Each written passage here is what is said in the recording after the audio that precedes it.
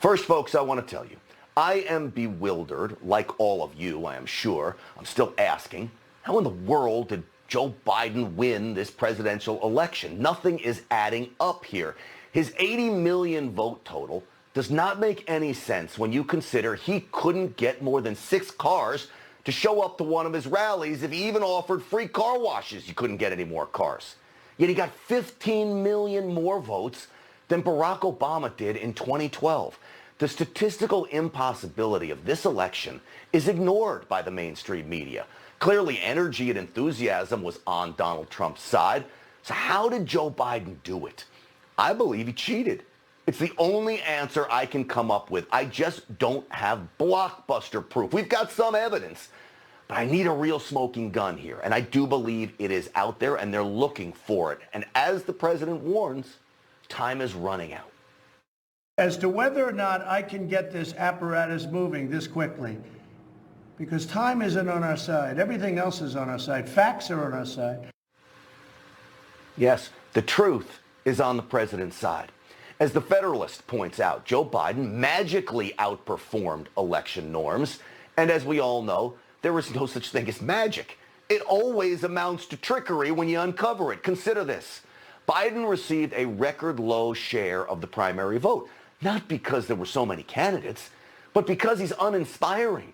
Joe Biden embodies what people of all parties despise: a ruling class career bureaucrat who puts self-interest above national interest every day of the week.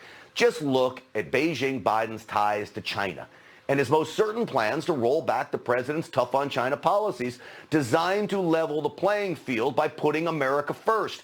Middle-class America loves putting America first. And despite all that, Joe Biden does not like it.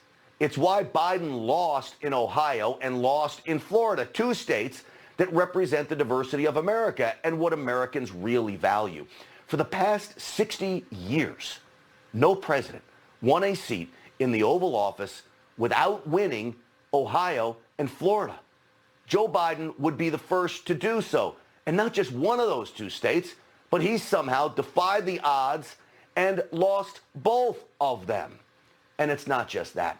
According to the Wall Street Journal analysis, Joe Biden nearly lost every bellwether county around the country. Of the 19 counties nationwide that have a perfect presidential voting record over the past 40 years, Trump won 18 of them with a margin of victory by over 16 points. All of this is more evidence that Biden's 80 million vote total just does not add up, which is why the president's legal challenges cannot be abandoned. It's going to be a very hard thing to concede because we know there was massive fraud. You better believe it.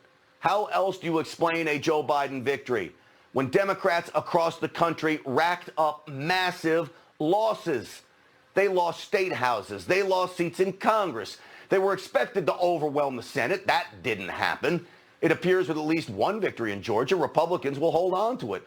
All of it makes America very skeptical of this supposed Biden victory. In many respects, it delegitimizes his future presidency if that is what happens. It also would weaken America, which is why we must continue the fight.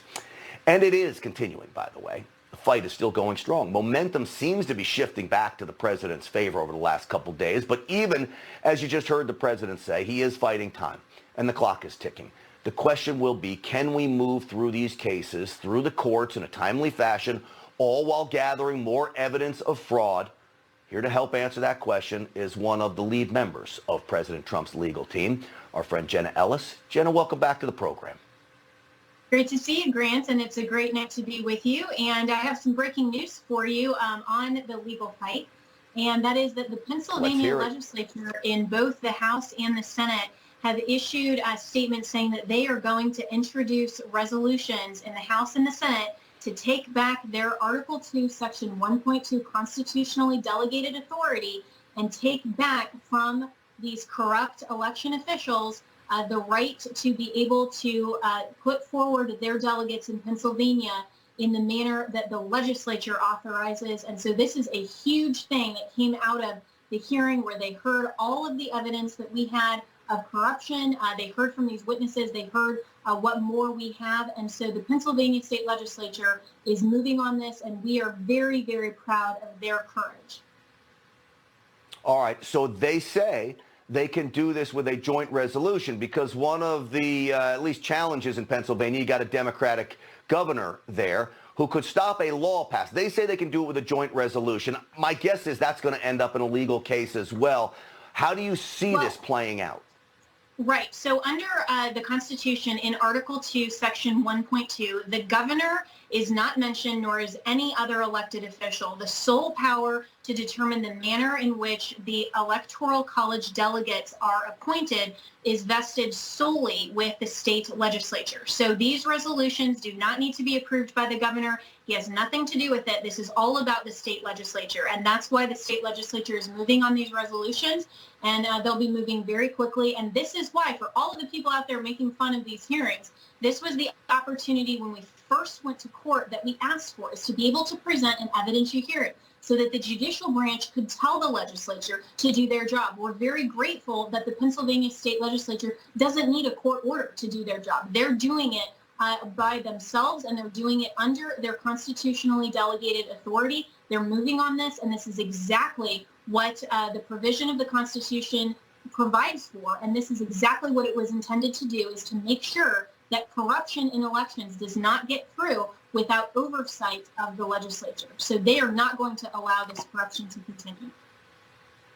All right, so we are going to have State Senator Mastriano on just after you in the next block, so we can ask him really about the legitimacy of making sure we get Republican leadership on board with this, as well as Republicans in the Senate and the House to make sure this happens. Now, you can't just win with Pennsylvania. What are the plans for the other states? I know you're headed to Arizona on Monday for more hearings there. Can you lay out that path for us, Jenna?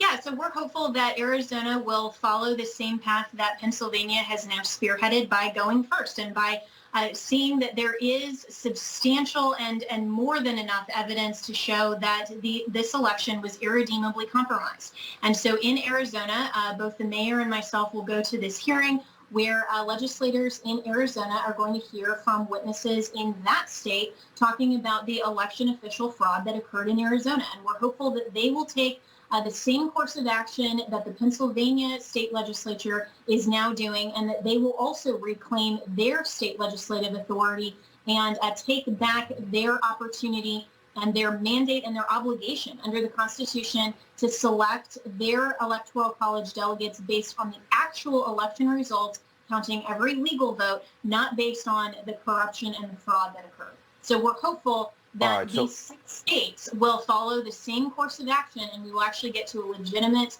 outcome of this presidential election. All right, so I would tell people, if you live in Pennsylvania, if you live in Arizona, you got to get on the horn. You got to be calling your state representative, your state senators to get on board with this plan. Lastly, Jenna, we're all on the hunt for evidence. One of my concerns is this is a civil case. It's not like you are the FBI and can issue a search warrant and go in and start searching for evidence. How is that quest going for evidence? I know you got plenty of sworn affidavits, but how's that battle going to collect more of it? Yeah, well, of course, we're getting reports from people daily. And, let's remember that this is all about election official fraud. This is about ignoring the state legislature's rules for the manner in which this election was supposed to have occurred. And so we have governors that ignored the rules. We have secretaries of state that ignored the rules. We have election officials on the ground that ignored the rules in all of these 6 states. And so the sworn affidavits, the evidence that we have, that is more than enough. We don't actually need a court order for anything else. Now, we're still, of course, pursuing all of that, but that would just be the icing on the cake. We already have substantial evidence to prove that there was fraud sufficient to undermine the results of this election, and that's what we want to prevent. We've done this on a very short time frame, and I'm very proud of all of the efforts of the Trump legal team, as well as the courage of these state legislators. Well, we appreciate you for having the courage to stand up for this. I know there's a lot of people trying to take clients away from lawyers working on this case. There's all kinds of death threats going on out there. So it takes guts. We appreciate you standing up for America. Jenna Ellis, give the whole team a thumbs up for us. Godspeed as you move through this process. And thanks for coming on and breaking some news for us tonight. Thanks. We're really grateful for President Trump for leading that charge to protect and preserve our American freedom. Thank you. Yep. You better believe we are, Jenna. Thank you and happy Thanksgiving.